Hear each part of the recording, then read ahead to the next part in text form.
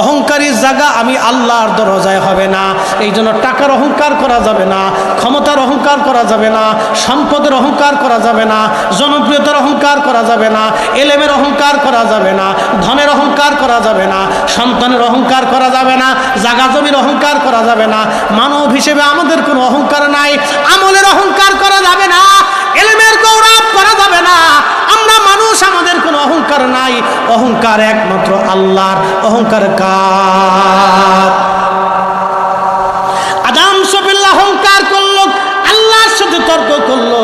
আল্লাহ রাব্বুল আলামিন বলেন, দূর হয়ে যা, বিতাড়িত হয়ে যা, আমি আল্লাহর দরজায় আর তোর কোনো জায়গা নাই।